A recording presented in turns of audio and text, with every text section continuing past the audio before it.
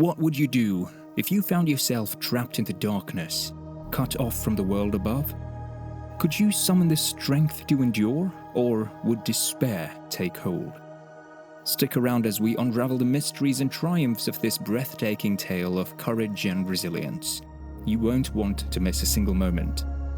On that fateful day of April 15th, 2017, Xisco Gracia and Guillem Mascaró, two fearless souls consumed by their love for cave diving and exploration, embarked on a daring dive into the depths of Piqueta cave on the mesmerizing island of Mallorca. As you see here, this sun-kissed paradise, known for its abundant cave systems, lures in visitors seeking both the well-trodden show caves and the uncharted, adrenaline-fueled wonders hidden beneath the surface. Xisco, a passionate geology teacher and seasoned cave diver, could barely contain his excitement as he prepared to unravel the secrets of unexplored regions within the cave's intricate network. Equipped with all the necessary gear and air tanks, our adventurous duo plunged into the azure waters, ready to conquer the unknown.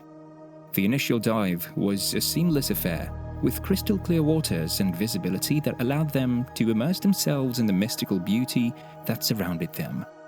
But cave diving isn't for the faint of heart. It requires utmost caution to avoid disturbing the delicate sediment, which could quickly turn the waters murky and hamper visibility. Thankfully, Xisco and Guillem knew the ropes, quite literally. They relied on their lifelines, the trusty guide ropes, to guide their way and maintain their orientation in the labyrinthine passages. After an hour of swimming through this aquatic wonderland, Xisco and Guillem finally reached their intended destination. Xisco, always the curious explorer, wasted no time and diligently collected rock samples, while Guillem meticulously measured the dimensions of a nearby chamber.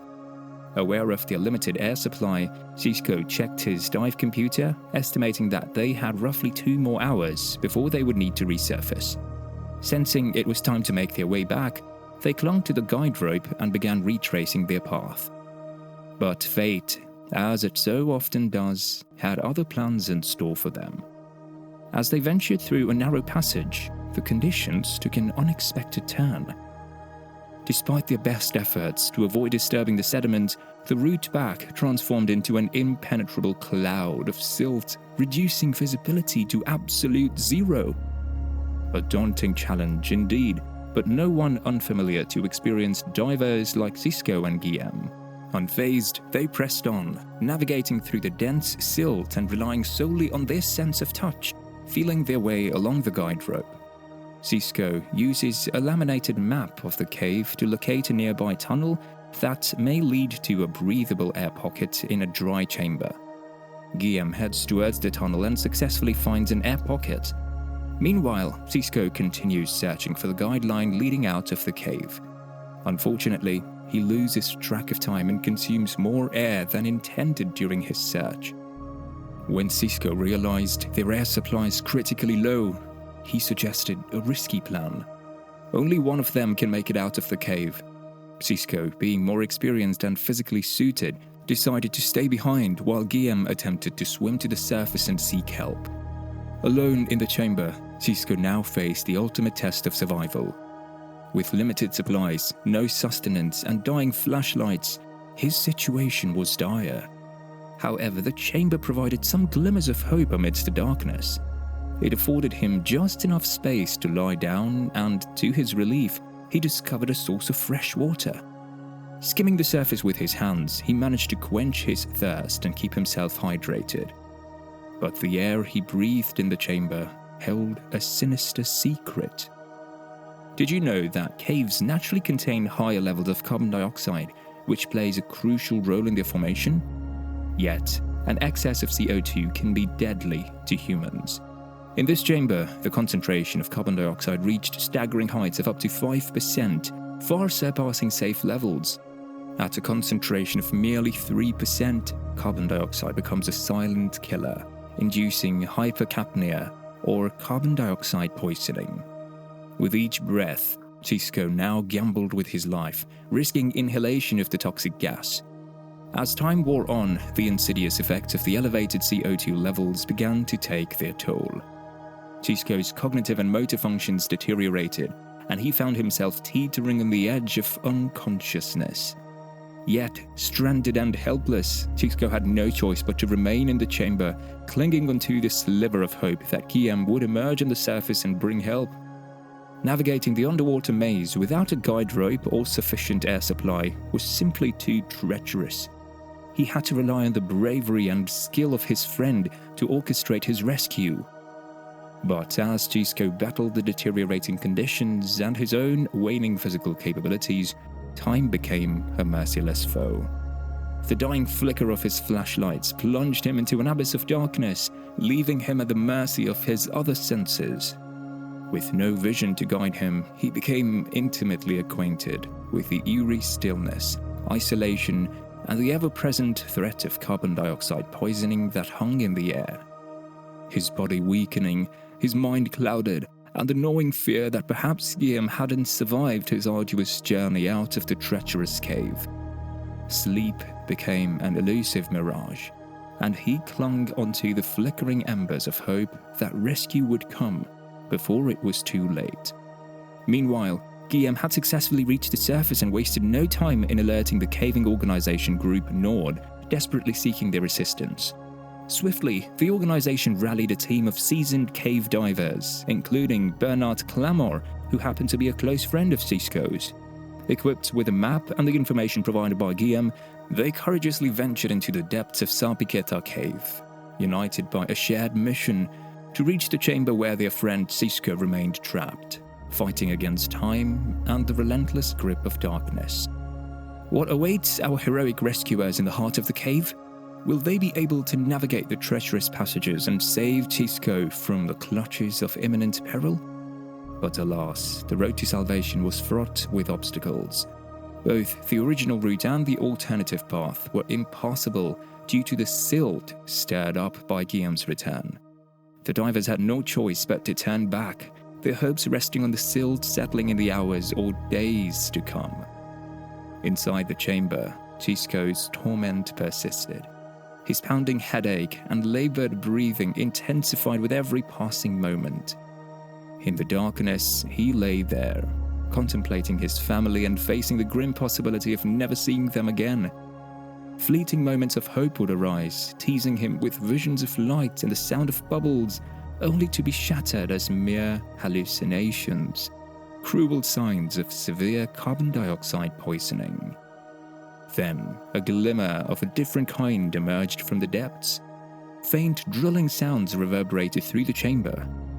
Initially dismissing them as yet another fragment of his tortured mind, Xisco gradually realized that rescuers were attempting to drill a hole into the chamber to provide him with sustenance. Alas, despite their valiant efforts, their attempt proved unsuccessful, plunging Xisco deeper into despair. On the surface, chaos reignited at the entrance of Piqueta. Divers meticulously planned their next moves, police maintained over amidst the curious onlookers, and journalists and medics stood at the ready, preparing for Xisco's long-awaited rescue. The Civil Guard, Spain's national police force, assumed control of the operation. However, despite the divers' impassioned objections, the officer in charge made the heart-wrenching decision to postpone the rescue until the following morning. Tensions ran high as time slipped away, leaving Xisco trapped in his watery prison for over 30 agonizing hours. He remembered a pocket knife tucked away in his diving gear, located on the other side of the chamber. Summoning every ounce of strength, he swam through the murky darkness, guided by his dying flashlight, and retrieved the knife.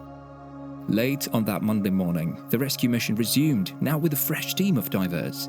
The silt in the alternate route had settled enough to reveal the guide rope and markers. Determined, the divers systematically cut off every divergent path that didn't lead to Xisco, inching closer to the chamber where hope fought against despair. Bernard, fueled by an unwavering belief, ventured underwater and followed the guide rope, leading him straight to Xisco's location. Inside the chamber, Xisco, battered by hypercapnia, endured another sleepless night. Once again, he perceived the illusory bubbles and fleeting glimmers of light, but this time they held a different truth. As Bernard emerged from the water An overwhelming surge of joy washed over Xisco. In a heartfelt embrace, he learned that Guillem too had survived and awaited his return on the surface. Bernard swiftly assessed Xisco's condition, providing him with glucose gel packs to replenish his energy. They agreed to wait a little longer before embarking on the journey back. 4 hours later, the next team of divers arrived, bringing along precious air tanks, including nitrox, a mixture enriched with double the amount of oxygen found in regular air. Xisco, taking his first deep breath in what felt like eternity, sensed the fog in his mind gradually dissipating. And then at 11:10 p.m. on that fateful Monday night, after enduring a harrowing 60 hours trapped in the chamber's suffocating grip, Xisco emerged, step by painstaking step, from Piqueta. The jubilant crowd erupted in resounding cheers, celebrating his triumph over adversary. Amidst the clamor, Guillem stood there, his faithful companion, ready to envelop Xisco in an embrace filled with unspoken relief and gratitude. Though in need of medical attention, Xisco's indomitable spirit shone through the weariness etched upon his face. As he watched the television coverage of his miraculous escape, overwhelming gratitude welled up within him for the 60 rescuers who, without rest, had toiled tirelessly to bring him back to the embrace of life. Astoundingly, Xisco's love for cave diving remained unshaken. Just a month after the incident, he mustered the courage to return to Piqueta, paying a visit to the very chamber that held him captive. Subsequent dives may have presented their own set of challenges, but his unwavering passion propelled him forward, unyielding to the grip of fear. As a final testament to the incredible tale, within Group Nord, the organization responsible for the rescue, it is customary for the first diver to explore a new cave or a section to bestow a name upon it.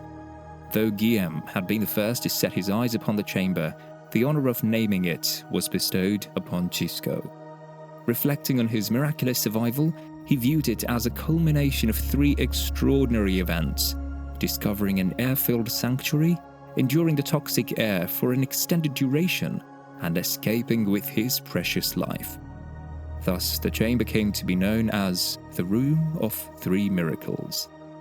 Truly, this gripping saga of survival, unwavering friendship, and the persistence of the human spirit reminds us that even in the darkest depths, hope can emerge as a guiding light, leading us back to the embrace of life with the boundless possibilities that lie ahead. Have you ever gone cave diving or explored any underground wonders? We'd love to hear about your most memorable experiences in the comments below. And don't forget to like this video and subscribe to our channel if you haven't already. Thank you for watching, and we'll see you guys soon.